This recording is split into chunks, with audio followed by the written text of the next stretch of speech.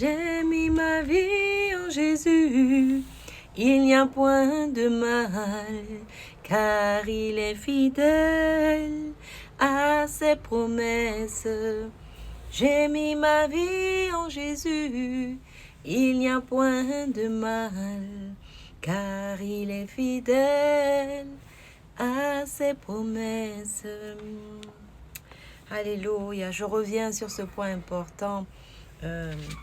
Récemment, j'ai fait une vidéo parlant de le Seigneur nous interpellait et demandait où est notre sacrifice.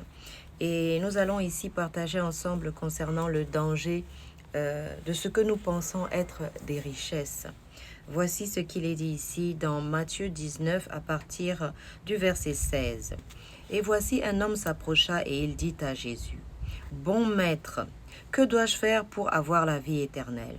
Il lui répondit, « Pourquoi m'appelles-tu bon? Il n'y a qu'un seul bon, c'est Dieu. Si tu veux entrer dans la vie, observe les commandements. » « Lesquels? Lui dit-il. Et Jésus répondit, « Tu ne tueras point, tu ne commettras point d'adultère, tu ne déroberas point, tu ne diras point de faux témoignages. Honore ton père et ta mère, et tu aimeras ton prochain comme toi-même. » Le jeune homme lui dit, « J'ai observé toutes ces choses, que me manque-t-il encore ?» Jésus lui dit, « Si tu veux être parfait, va, vends tout ce que tu possèdes, donne-le aux pauvres, et tu auras un trésor dans le ciel. Puis viens et suis-moi. » Après avoir entendu ces paroles, le jeune homme s'en alla tout triste, car il avait de grands biens. Jésus dit à ses disciples, « Je vous le dis en vérité, un homme riche entrera difficilement dans le royaume des cieux. Je vous le dis encore, il est plus facile à un chameau de passer par le trou d'une aiguille qu'à un riche d'entrer dans le royaume de Dieu. » Les disciples ayant entendu cela furent très étonnés et dirent, « Qui peut donc être sauvé ?» Jésus les regarda et leur dit, « Aux hommes cela est impossible, mais à Dieu tout est possible. » Pierre, prenant alors la parole, lui dit, « Voici, nous avons tout quitté et nous t'avons suivi. Qu'en sera-t-il pour nous ?» Jésus lui répondit, « Je vous le dis en vérité, quand le Fils de l'homme au renouvellement de toutes choses sera assis sur le trône de sa gloire, vous qui m'avez suivi, vous serez de même assis sur 12 trônes, et vous jugerez les 12 tribus d'Israël. Et quiconque aura quitté à cause de mon nom ses frères, ou ses sœurs, ou son père, ou sa mère, ou ses terres, ou ses maisons, recevra le centuple et héritera de la vie éternelle. Plusieurs des premiers seront les derniers, et plusieurs des derniers seront les premiers. » Alléluia. Nous voyons ici que cet homme riche faisait beaucoup de choses pour le Seigneur. Et au moment maintenant où il fallait se défaire d'une idole, au moment où il fallait faire un choix, au moment où il fallait mettre Jésus à la première place, au moment où il fallait mettre le royaume de Dieu à la première place, il n'a pas su faire ce choix. Il n'a pas su faire ce choix déterminant. Il a préféré retourner à ses richesses. Il a préféré garder ses richesses et laisser abandonner le Seigneur Jésus. Voyez-vous, c'est triste parfois. C'est triste parfois de voir que, par exemple, dans la parabole des vierges folles et des vierges sages, on sait qu'il y avait 10 vierges en tout, c'est-à-dire que toutes se préparaient, toutes avaient bien commencé à suivre le Seigneur, à prier, à honorer Dieu. Mais nous voyons ici que nous devons mourir à nous-mêmes. Vous ne pouvez pas vivre la vie du Seigneur Jésus-Christ s'il reste encore des choses qui vous retiennent, qui vous empêchent de suivre le Seigneur. Quand le Seigneur vous dit d'aller à droite, vous souhaitez aller à gauche. Parce que les désirs de la chair sont différents de ceux de l'esprit. Alors cet homme, il a préféré garder ses richesses, comme parfois on préfère garder peut-être une relation que le Seigneur avait demandé d'abandonner, une façon de vivre que le Seigneur avait demandé d'abandonner, une idole, quelque chose que nous aimons plus que Dieu. Oui. Et il faut se dépouiller de soi-même. Il faut se dépouiller. Il faut se dépouiller. La parole de Dieu dit qu'aucun idolâtre n'entrera dans le royaume de Dieu. Celui qui aime son idole plus que le Seigneur ne pourra pas entrer dans le royaume de Dieu. C'est Dieu qui fixe les critères pour rentrer dans son royaume, pour être appelé son enfant. Parce que lui-même, il s'est dépouillé de tout et il est venu mourir sur la croix pour nous.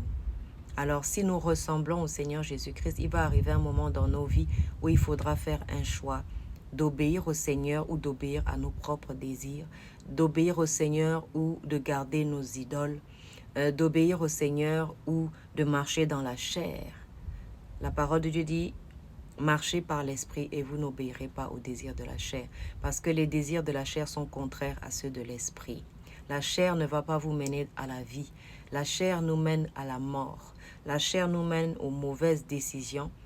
La chair nous mène aux catastrophes, au malheur et à la souffrance. Ce n'est qu'une question de temps.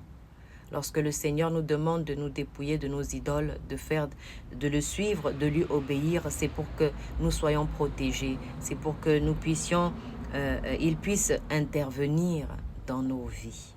Et c'est pour cela, il y a des moments où le Seigneur a dit, gardez silence, je combattrai pour vous. Garder le silence, ça ne veut pas dire ne rien faire, ça veut dire continuer à adorer Dieu, à servir Dieu, même si les circonstances sont difficiles. Nous voyons que Pierre s'est retrouvé en prison, Paul aussi, le Seigneur Jésus-Christ aussi s'est retrouvé en prison, mais ça ne les a pas empêchés de servir le Seigneur. L'Apocalypse dont on parle aujourd'hui, pour une bonne partie, a été écrite, rédigée par Jean. Et oui, Jean qui était en captivité sur une île, isolé. Et oui, il était emprisonné sur une île, Jean, quand il a écrit. Et voilà, que le Seigneur nous fasse grâce, parce que lorsqu'on va arriver devant lui, on ne pourra pas expliquer qu'on n'a pas pu servir le Seigneur à cause d'un époux, qu'on n'a pas pu servir le Seigneur à cause d'un enfant, qu'on n'a pas pu servir le Seigneur à cause de nos biens, parce qu'on était en train d'aimer les choses du monde, d'aimer le monde plus que Dieu. Après tout, les richesses, qui nous les donne si ce n'est pas Dieu? Ou bien pensons-nous que nous les avons acquises par nous-mêmes? Un époux, un bon époux, je dis bien, qui c'est qui donne si ce n'est pas l'Éternel? Les bonnes décisions, nous ne pouvons pas les prendre sans l'aide du Saint-Esprit. Sans le Saint-Esprit, nous prendrons les mauvaises décisions. Nous finirons dans les lamentations, dans les pleurs. C'est ce que l'ennemi de nos âmes veut. Alors chaque jour, que le Seigneur nous aide à prendre les décisions qui vont changer le cours de nos vies. La parole de Dieu dit que nous étions tous errants, chacun péchait, chacun faisait ce qu'il voulait. Et le Seigneur Jésus est venu pour que justement nous revenions sur le droit chemin, que nous puissions accomplir notre destinée. Parce que si nous n'accomplissons pas notre destinée et qu'à la fin arrive la mort et que nous nous retrouvions en face de notre Créateur, quelle excuse aurons-nous pour ne pas avoir fait la volonté de Dieu? Nous avons choisi les choses du monde plus que Dieu. Nous avons aimé les choses du monde plus que Dieu. Nous avons cru que notre intelligence était plus grande que celle de Dieu. Alléluia. Qui est plus intelligent que Dieu?